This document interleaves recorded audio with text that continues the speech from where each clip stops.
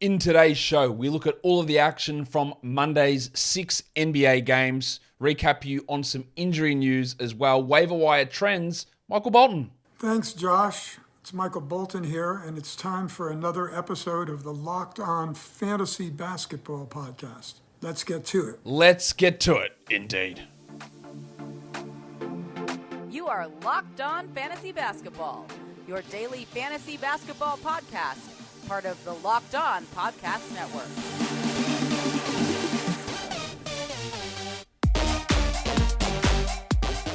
Hello and welcome to the Locked On Fantasy Basketball Podcast, brought to you by Basketball Monster. My name is Josh Lloyd and I am the lead fantasy analyst at basketballmonster.com, and you can find me on Twitter as always at redrock_bball, on TikTok at redrock_bball, and on Instagram at Locked On Fantasy Basketball. Today's episode is brought to you by PrizePicks. First-time users can receive a 100% instant deposit match up to $100 with the promo code Locked On. That's PrizePicks.com. The promo code is Locked On. Thank you for making Locked On Fantasy Basketball your first listen every day. We are free and available on all platforms. We are here to talk about the games from Monday. There's quite a bit of injury news to catch up on. So, Warnie? Let's get it on, Gilly. All right, we heard the news already, and I discussed it on the injury show earlier today, but Kevin Durant is out with an MCL sprain. They don't think it's as severe as the one that cost him 6 weeks last season. So he's going to be reevaluated in 2 weeks, but the expectation is 4 weeks. So we're looking early to mid-February, around the All-Star break, is a reasonable expectation for Durant. In terms of they don't play until Thursday, so we're not going to get an idea of how the replacement goes. I do think it's going to be Seth Curry or Joe Harris starting. It might be TJ Warren. I don't know. You'll get a little bit of extra stuff for Royce O'Neal. So priority-wise, I'd look to Royce O'Neal first. I'd probably look to Warren, followed by Curry, and then Harris after that. I think you can take flyers on Curry and Warren, but I really don't think they're going to be necessarily must-roster guys in his absence. I think there'll be multiple guys that step up at different points, but I don't think that one of those guys is going to step into a consistent role every single night. You're going to get more from Kyrie, probably a little bit more from Simmons, a little bit more from Royce, and then some boosts for Watanabe, Warren, Curry, Harris. All those guys get extra playing time without any of them necessarily becoming absolute must roster, got to have this player type of situation. So that might change on Thursday. We might see TJ Warren start and play 35 minutes. I doubt it. We might see Seth Curry play 33, 34 minutes. Probably more likely, but what's he, more than a points and threes guy? Yeah, I don't really see that as standing out to be an absolute must roster, a blockbuster type ad. Got some news today on the Anthony Davis ramp up. The ramp-up tweet was written horribly, and it makes it sound like he's returning this week. He is not. They're expecting maybe there is a chance that he returns towards the end of the month. He is looking to start to ramp up this week with the odds or the likelihood of returning towards the end of January. That is the most likely scenario. They said there's a chance they get him back for the road trip beginning at the end of January, which is against Boston on the 28th of January. That's the timeline for Anthony Davis's return, so we keep rolling with Thomas Bryant. We'll talk more about the Lakers later on because they had a game today. Steph, we were expecting him back Friday, and then they said, he's going to be listed probable for Tuesday. Now, he's actually listed questionable, but it looks like he could be returning. That, along with Klay Thompson, listed probable. Andrew Wiggins likely playing more than 19 minutes. It's probably the end of Dante DiVincenzo. So if there was someone, if you want to take a flyer on Warren or Curry or another injury replacement type of player, you're not going to miss out on much, I don't think, by moving on from DiVincenzo at this point. In Miami, both Tyler Hero and Bam Adebayo. Tyler Hero, who didn't have an injury according to him, he's listed questionable. And Bam Adebayo, who was basically, they were saying is going to miss time, both of them listed questionable. So, I don't know, who's lying? Everyone? Probably. I don't know what this means. I still think that we got to watch the scenario. Obviously, I think there is a chance of Bam missing a game here. It's not a long-term thing. I'm confident in that. But that might give short-term streamability for Orlando Robinson. But what did happen is Kyle Lowry is out. Now, we know he's been really struggling. I don't think he's a 12-team drop, even though things have been going pretty poorly for the last couple of weeks. And if he is out, you'll probably see Gabe Vincent step up into a larger role, and then Oladipo and Strus. I'd much rather have Oladipo and then probably Vincent after that, with Strus following as the third option as a 12-team stream option. But Oladipo is the guy there that I'd look at. Also, Caleb Martin is out, so Highsmith will start, and he won't play enough minutes to really make too much of an impact. In Detroit, both Bojan Bogdanovic and Jalen Duren are out. So there is no excuse for Sadiq Bey not to play a lot of minutes. They've also upgraded Isaiah Livers to questionable. I don't know how much he would play or if he's available, but otherwise Kevin Knox could be in for a real big opportunity. I think Alec Burks is going to get everything or every chance he can get because of the absence of Bogdanovic. So a real good chance for Burks, a solid enough chance for Bey, and obviously bigger production from Isaiah Stewart, who plays at center. Deeper leagues will want to look at Nerlens Noel, like the 18, 20-team leagues as the backup to Isaiah Stewart. But a couple of things there. In LA, Paul George and Luke Kennard are both out. That's not a surprise, especially for George. Terrence Mann will start at point guard is my guess. There's more minutes for Norman Powell, more minutes for Nico Batum, more opportunities for Marcus Morris there. So make sure that Batum, Powell, Morris, and Mann, I think, are all worth streaming. I think Mann's actually worth having a flyer on as the starting point guard to see how that works over the next week or two and see how his value can develop. But watching that team will be very interesting without Paul George again. And then in Phoenix, Chris Paul is out once more with that hip issue, but also Landry Shamet is questionable, and DeAndre Ayton is questionable. So lots of streaming opportunities opening up there. It doesn't appear like it'll be a long-term thing, but there's two opportunities there for Dwayne Washington to step up, so he's probably worth a grab. Then you've got someone like Damian Lee or Bismack Biyombo / Jock Landale in the front court if Ayton happens to be out. Oh, Torrey Craig, the other guy on the injury report. So they might be missing Craig, Ayton, Paul, and Booker out of that starting five. And then Booker's replacement, Shamet. That's crazy. So they're going to be going real deep. So you might be looking at, if Craig is out, like Ish Wainwright, Josh Okogie, Dario Saric will play 20-plus minutes. And I'm not sure, those three I just mentioned, Wainwright, Okogie, and Saric, I don't think any of them would really be 12-team streams. We'd really be looking at Lee and Washington as those two winners, and then Landale and Biyombo. They might even play Landale and Biyombo together if both Craig and Ayton are out. But there's still a lot of water to go under the bridge there with the Ayton, Shamet, and Craig questionable statuses. But we do know Paul is out, so that does give that initial leg up to someone like Dwayne Washington, followed closely behind by Damian Lee. We'll go on and talk waiver wire stuff in a second, but today's episode is brought to you by PrizePicks. PrizePicks is daily fantasy, but not the way that you remember it. It is not with a lineup with salary cap and going up against thousands of people. That's not how this works. This is just player projections, more or less. That's all you need to do. You go in there and you look, oh, Jock Landale, 4.5 rebounds. I think you'll get more. Or you go in and go Dwayne Washington, 15.5 points, I think you'll get more. You can do between 2 to 6 of those, put them into one lineup and win up to 25 times your entry fee back. You can do it in over 30 US states. You can do it in Canada, and these entries take under 60 seconds. You don't have to do it for just the NBA. You can do the NFL, you can do college basketball, golf, cricket, NASCAR, MMA, boxing, women's college basketball, European basketball, and disc golf, of course. So download the PrizePicks app or go to prizepicks.com to sign up and play daily fantasy sports. First-time users can receive a 100% instant deposit match up to $100 with the promo code LOCKEDON. If you deposit $100, PrizePicks will give you $100. If you deposit $50, PrizePicks will give you $50. Don't forget to enter the promo code LOCKEDON at sign up for an instant deposit match of up to $100. Okay, let's look at some waiver wire trends and waiver wire, as my button doesn't work, my waiver wire moves over the last, say, 24, 25 hours since I last did the waiver wire show. Tyus Jones is up 20%, and with Ja Morant out, it's an absolute no-brainer. He's a must-roster player, and as I said, remains a luxury stash for the situations where Ja misses, and it happens quite often. So Jones, great value. Josh Richardson, really solid value with Keldon Johnson and Devin Vassell out. Richardson paid off the last 2 games. He was up 17%.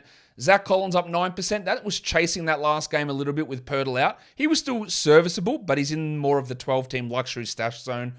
Dennis Schroeder up 7%. Well, we'll talk about the Lakers later on. His shooting was absolutely red hot, but everyone's out. Even Beverly got hurt today. LeBron was out today. So he's going to take on so many shots, so much usage, and so many minutes. That's useful enough. Cole Anthony, I guess that's for the Monday, Tuesday back-to-back. He's up 5%. Najee Marshall's up 5%. Really like that one. He's playing at a very high level while Ingram and Zion are out.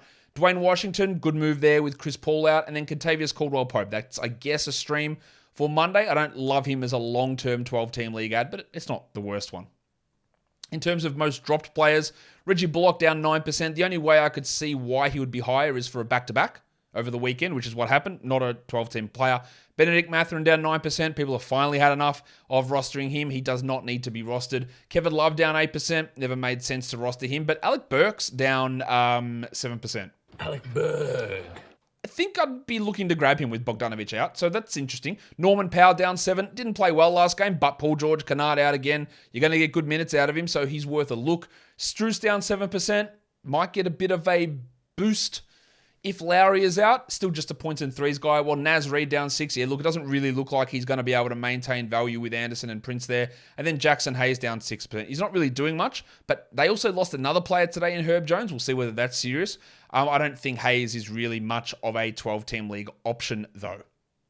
Let's go on to the next game. It is, or if not the next game, actually, the first game. The New Orleans Pelicans and the Washington Wizards was that first game of the day. We just spoke about the Pelicans. They get the win 132-112. Herb Jones left after 13 minutes. He did nothing. 5 points with 1 steal in that time with a back contusion. I don't know if this is serious, but what's the point with this guy? Like, is there really any upside? Even with all these players out, then he gets hurt again. His minutes always seem to be limited. I'm not sure that he's a must-roster guy. And I don't know that Trey Murphy is either.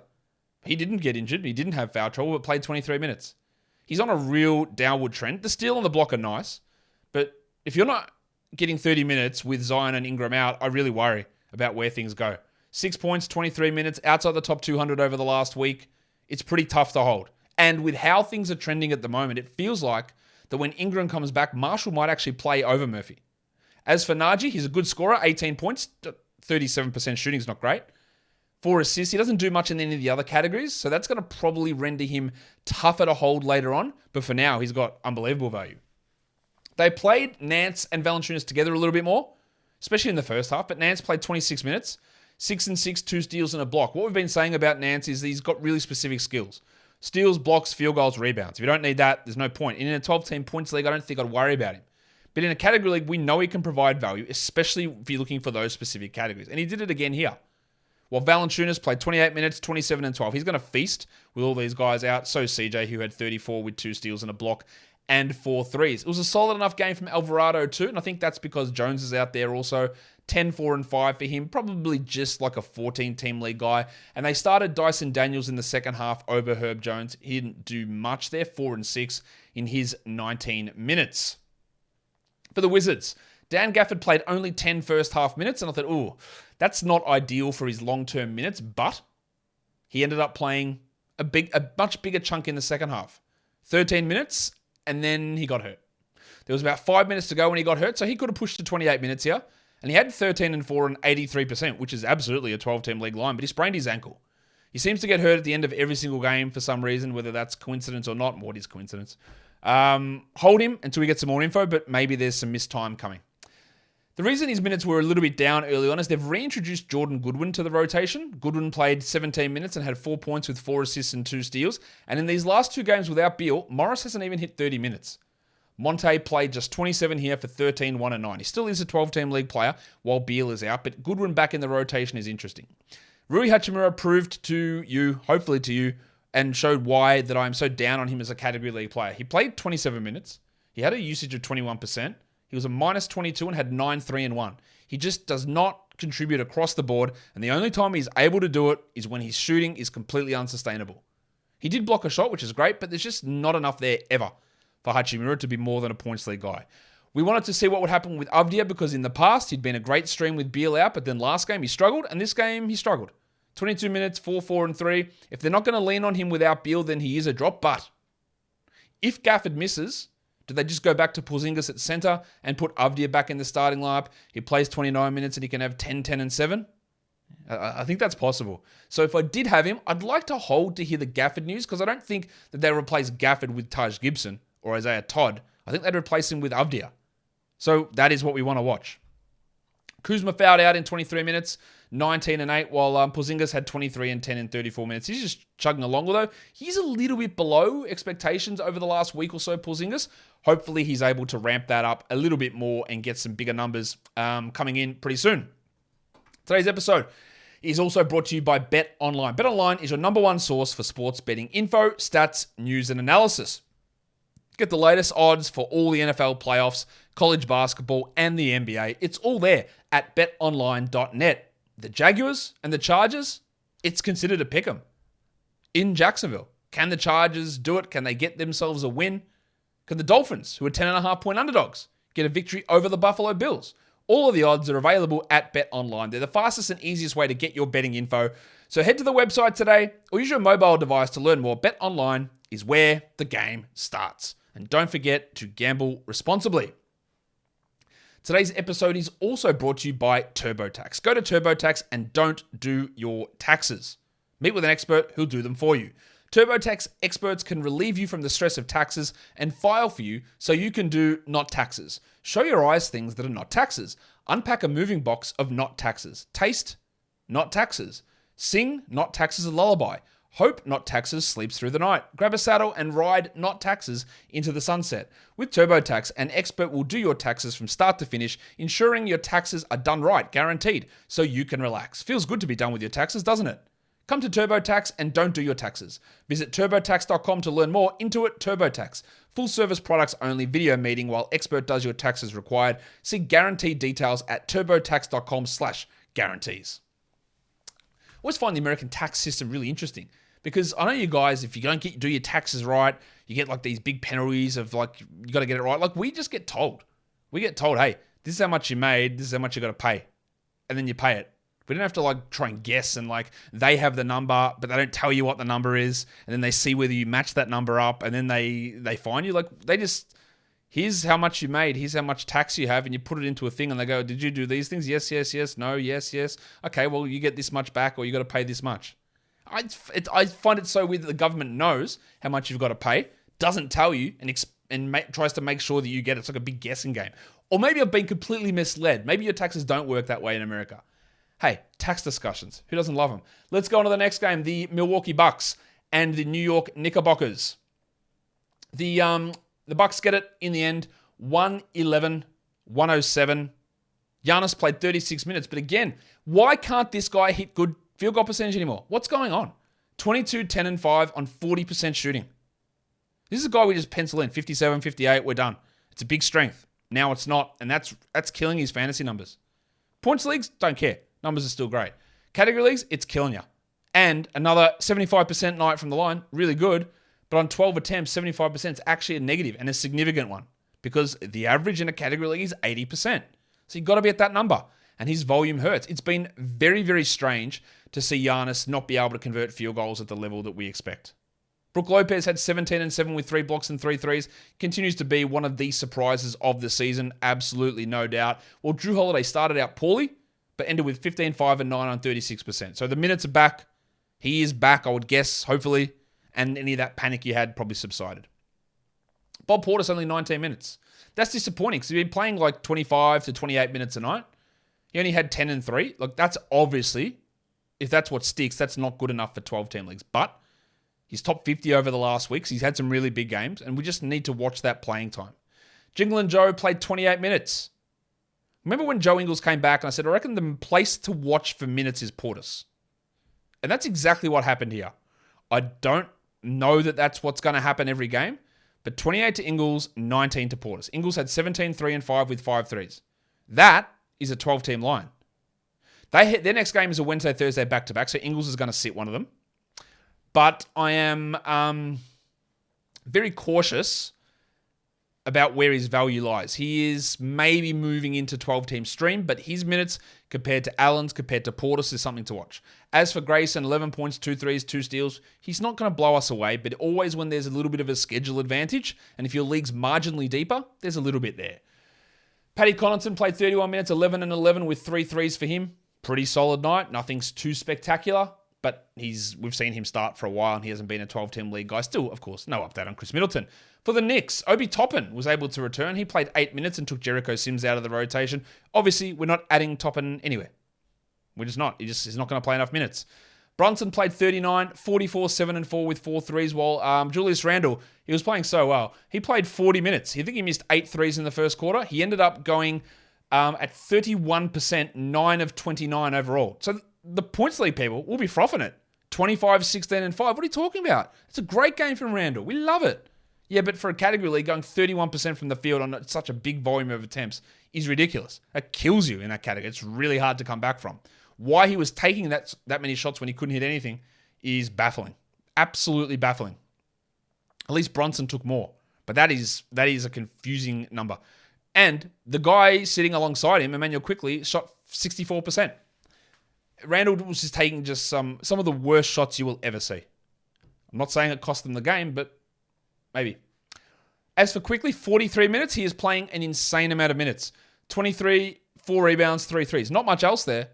I do think he's going to be a drop when Barrett is back, which might be next game, but I won't do it until Barrett is actually back and then see what minutes they give, because maybe Quickley plays 28, 29 off the bench and guys like McBride and Hartenstein and Toppin just barely play. I think that's fair enough to expect. So that could enable Quickley to maintain good minutes. Mitchell Robinson, 37 minutes. He's been really good with his foul trouble. He only had 2 points, but 2 steals and a block and only 25% from the field. So that's rough there. But the minutes are really encouraging, while Quentin Grimes played 34 minutes. This briefcase and this haircut. He just shot poorly. 14% for 4 points. He did have 8 rebounds. He did have 2 steals. He remains, I think, a 12-team league player. Probably just a back-end guy. And in points leagues, I don't think I'd bother. Check how much he averages. But in a 12-team category league, yes, he is a 12-team league player. The next game, the Chicago Bulls. They took on the Boston Celtics. The Celtics win it. The big story from the Bulls is DeMar DeRozan. Went down with what looked pretty serious leg injury. He stayed in for a couple of possessions, went to the locker room. They immediately ruled him out with a quad strain. Now, he said that it's something he's been dealing with for a little bit of time, and it sort of just gave way on him. I would be pretty skeptical that he plays next game. And then next week, they have a 1-game week. They're traveling over to France, I think it is, for a European game. So I think there's a risk of some missed time here for DeRozan, with a chance to have some real extended time off heading into next week. He played 23 minutes and had 13 points. Now, who is going to be the beneficiary there? Well, they have absolutely no threes on their roster. So do they move Patrick Williams down to the 3? Oh, they have no 4s either. That's cool. So what can they do? Keep Williams at the 4? Play Derek Jones at the 4 and Williams at the 3? Keep Williams at the 4, play Levine at the 3, and then go with Kobe White and Dosunmu the 1 and 2, or Dosunmu Caruso as the 1 and 2? They're all a bunch of different things they can do. I think they'll probably go Dosunmu and White, or maybe Dosunmu Caruso. I don't think they'll go with Jones and Williams as the 3-4. I think they'll move Levine up to the 3, and that's going to give someone like Dosunmu a little bit of a boost. It's going to give Patrick Williams a usage boost, if not a minutes boost, but a usage boost, making him at least interesting for 12 teams. And then you'll get like Kobe White become a points and 3 streamer. Again, more usage and more minutes coming into that situation. But it doesn't appear like it's a long-term thing for DeRozan. And there isn't one clear beneficiary, because literally nobody on this team plays that position. They're going to have to mix and match with Williams, Jones, Caruso, Dosunmu, White, maybe Dragic getting some extra playing time, all splitting DeRozan's minutes. Because again, there are no 3s on this roster. And the one guy who might masquerade as a 3, Javonte Green, is dealing with this knee problem. And even if he started, I don't think I'd want to add him. So again, no massive clear winner. The guy I'd look to there is Pat Williams. Secondary, I'd look at Dosunmu or White. For Boston, they made the change. They started... actually, hang on. Go back to Chicago. Levine, 27, 7 and 6, 42 minutes. He's been really good of late. Really strong. Top 5 player over the last week. Really good. And Vooch, 21 and 13. Both of these guys are going to get big opportunities to put up good numbers. As for Williams, he had 10 points, 3 threes, 3 steals. Yeah, he's probably worth a look in 12s. As for the Celtics, they started Rob Williams. Now, he started in place of Marcus Smart and played 23 minutes, 6 and 7 with 2 blocks. I think they will keep starting him, meaning Derek White probably moves to the bench. But their next game is Wednesday, Thursday, back-to-back. So I expect Williams sits one of those games and Horford sits one of those games. Whether Williams sits Wednesday or Thursday or Horford vice versa, do they sit the same game? I've got no idea. But I'm expecting them to sit one of those games and Smart to sit one of them as well. So we're not going to get a full idea of how the rotation looks. So the stream value of Brogdon, which wasn't that good here. He only played 22 minutes for 11 and 7. The stream value of White, again, 8, 5 and 4 with a block's not that great. But over the next 2 games, those guys, White, Brogdon, even Grant Williams, who out of nowhere played 37 minutes for 20 points and 8 rebounds and 2 blocks, his best game all season, I'd guess. All of those guys get a boost across Wednesday, Thursday, with the likelihood that Rob Williams plays 1 out of 2, Horford plays 1 out of 2, and Smart plays 1 out of 2 with that knee injury. That would be my expectation, is that those guys do play or are limited in those games, opening up opportunities for other players.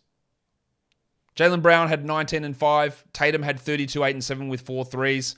I said Grant Williams, really good game. Don't think that makes him a must-roster guy, but the back-to-back Wednesday, Thursday does make him a very interesting target for streaming right there. I think that's the real value when Williams or Grant Williams is taking advantage of the streaming schedule to get him in.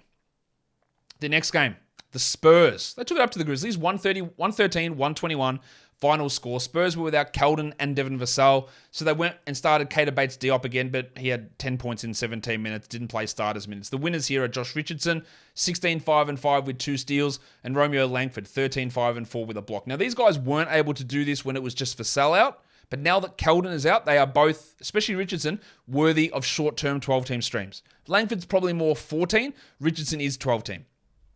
Jeremy Sohan has not been able to take advantage of this in any way. Zohan now!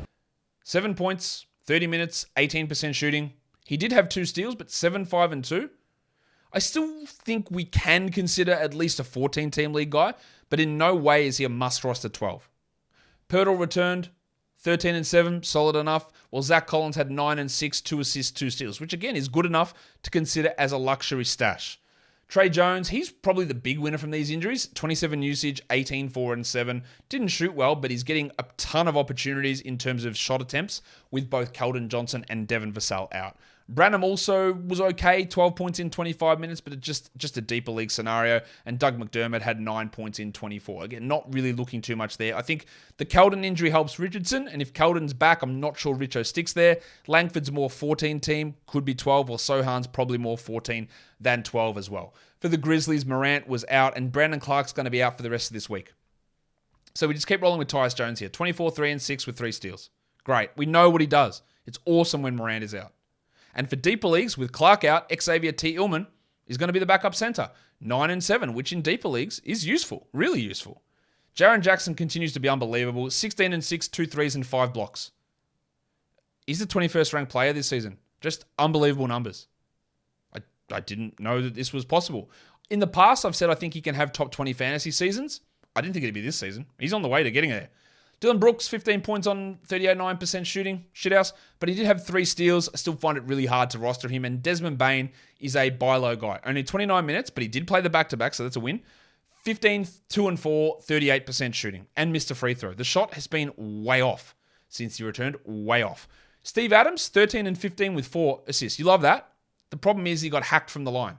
Now, nearly everyone who rosters Steven Adams is punting free throws. So I don't know that they actually care that he got hacked. It just means more free throw attempts. And while he doesn't hit them, 27% here, he's more likely to fluke into getting 1 or 2 extra points from taking 11 free throws instead of 3. So that actually does help in that scenario. I don't think you should be too mad at it.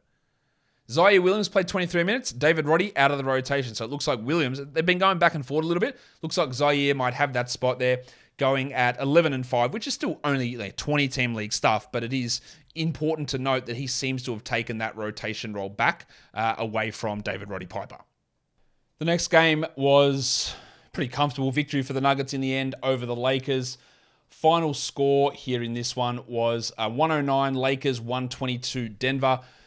Los Angeles had a ton of injuries. Obviously, Anthony Davis is out, but LeBron was out, Troy Brown was out, Lonnie Walker was out, Austin Reeves were out. Now, in the case of most teams, it wouldn't matter that a lot of those guys are out because they're not very good players. But in the Lakers' case, they're key rotation pieces. And then Patrick Beverley left the game after 12 minutes. So their lineup was pretty rough. They started the second half with Dennis Schroeder. They started with Kendrick Nunn, Max Christie, Juan Toscano Anderson, and Thomas Bryant. And when I say that at least 60% of those guys are not rotation players on most NBA teams, I don't think that's being too harsh. But, they still were able to put up numbers. Westbrook, 25, 7 and 7 off the bench. Bad free throws, but good Russ stuff nonetheless. Tom Bryant, only 28 minutes. No foul trouble. Okay. 17 and 10. This is what he does. He puts up big rebounds, big points. That's what he does. But people love those because they're double-digit numbers. He doesn't really do anything else. No threes, no assists, 1 steal, no blocks. He was 5 of 5 from the line. His value has been really strong in those categories. I think he's being a bit overrated, though. And I don't know how much he's going to play when Davis comes back. I really don't. I think he's going to have value through the All-Star break. After that, I'm not certain.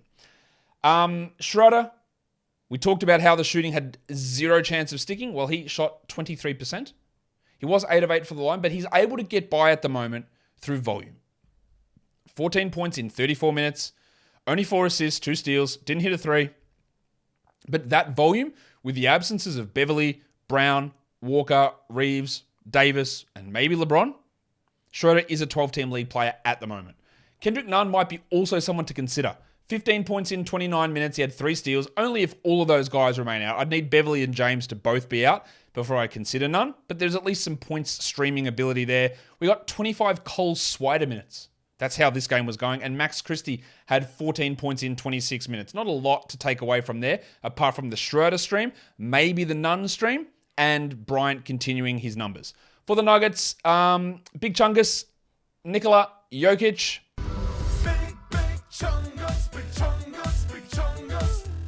Not very often that a number one fantasy player can put up 11 usage and still be the best fantasy player in the game.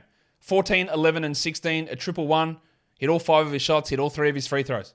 Amazing. He just took a back seat while Jamal Murray cooked. 34, 7, and 4, 5 triples, 2 steals. He took 29 attempts, Julius Randle style. At least he hit 45% of them, was 3 or 4 from the line. Big game from Murray. It was also great to see a big performance from the Shark, Bruce Brown. Well, maybe not a big performance, but solid. 15 and 7, 3 threes and 2 assists with a block. That's good enough to remain a 12-team league guy while everyone's healthy. I don't think Bones is, though. 20 minutes for the big stiffy, 12 points, 2 threes, 30% shooting. He seems to be getting like 20 minutes a night every night. And that's not enough. It probably needs 2 injuries for him to be a 27-minute-a-night player. And then he's a clear top 100 guy, but that doesn't feel like it's coming anytime soon. Maga Porter Jr. struggled, 12 and 7 for him, while Aaron Gordon had 9 points only. Didn't take any shots, or hardly any shots. 10 rebounds, 4 blocks. Just doing enough. He has been a little bit down, 212th over the last week after a really strong start to the season, but I wouldn't worry too much there. While KCP had 16 points, took him 14 shots to get there. He's shooting like 47% from 3 this season. There's going to be a reduction. He had 3 assists, he had a steal. His value is in streaming. It's in back-end 12-team value, not as a must-roster player. We also got 26 Vlatko Cancar minutes. 2, 4, and 2. His previous games have been better than this. He's at least a deep league player who's available in every single league. So if you're in an 18 or 20-team league, there's a little bit there for Cancar, but not much more than that. I wouldn't be looking at him in 14-team leagues, for example. Maybe 16. I'd consider it, but that's probably about it. The last game of the night was a pretty big blowout. The Kings beat the Magic 136-111 was the final score here. For the Magic, standard guys out in terms of Bol and Isaac are the recent ones. Bol should be back maybe next game, maybe tomorrow, and then we'll get a really interesting look at the rotation. Wendell Carter, 15 and 7 with 3 blocks in 27 minutes, producing pretty good value, as is Markelle Fultz, who had 16, 2, and 5 on 80% shooting. I think it's pretty clear the point guard you want. It's Fultz. It's not Cole Anthony. It's not Jalen Suggs. Cole Anthony played 29 minutes. He had 8 points on 13 shots with a steal, a block, and 7 rebounds. He's fine to consider a streamer, at least for tomorrow, in a punt field goal setting, but longer term, I don't really see him as a must roster, and I don't see it for Suggs. Now, Suggs was okay, 14, 4, and 4 in 24 minutes. He did put on a few of those numbers in garbage time, ended up with 40% shooting. I still don't see him being this must roster guy in 12-team leagues. There's a chance he can have some value, but I don't see all that value there. 24 minutes for Gaz Harris, 8 points with 2 threes. Actually, back to Suggs. He can give it to be a 12-team league guy on and off. I just don't trust it as a regular thing. And I think he's more in maybe the Kentavious Caldwell-Pope sort of an area where he's fine to have, but you're not going to miss out on much if you don't have him. And while I do like him as a player, and I think there is upside in the Fultz and Suggs backcourt, we haven't really seen it yet. And I just don't think he's going to get enough production on a regular enough basis to maintain those numbers. Wagner had 16 points, but pretty empty outside of that. And Banchero had 17, 8, and 4, and 3 steals for the Orlando Magic. Why are people holding on to Mo Bamba? Get that garbage out of here! 2 points in 10 minutes. Why? Why is he rostered in 12-team leagues? He is, and I don't get it. He's rostered in tons of them. It doesn't make any sense. For the Kings, the pencil, Harrison Barnes. Barnesy. It's great. 30 points, 6 threes. It took 85% shooting to get here, and he had 1 rebound, 1 assist, 0 steals, 0 blocks. So it's completely unrealistic. Now, he has been playing better of late, for sure, and I don't mind if he's on a 12-team roster, but this is going to inflate rankings significantly. It's going to inflate performances significantly, and honestly, it's not that good of a line. It's great shooting, which is completely unreasonable to think continues, and the same actually goes for Keegan Murray, who had 15, 3 and 3, and shot 71%. Both of those things just aren't based in any sort of long-term reality as to be able to continue. It's great that they're able to do it, and they both can be 12-team streamable players, but long-term as must-roster guys, I don't think so. Same goes for Monk. 14, 7 and 6. We love him as a streaming option as well, but is there enough consistency in his minutes and his production to be considered a 12-team league guy? I doubt it. Kevin Huerter had some foul trouble, and then the blowout limited him to 22 minutes, 14 with 4 threes. Fox had a poor night, 39% shooting, 11, 2, and 9. They get the win comfortably, and he only plays limited minutes, but his fantasy value has dropped, obviously, since the start of the season, while Sabonis had an okay game, 12, 10, and 8, but no defensive stats, below average field goals, and 1 of 2 from the line. Definitely not his best, but he had been on an insane heater, so there was going to be some level of drop-off. I thought Chimezie Metu also played well as a backup, 11 and 9.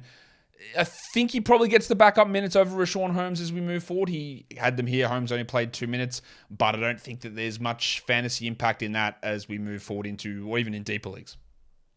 On to the lines of the night. The monstrous line of the night is Big Chungus, Nikola Jokic.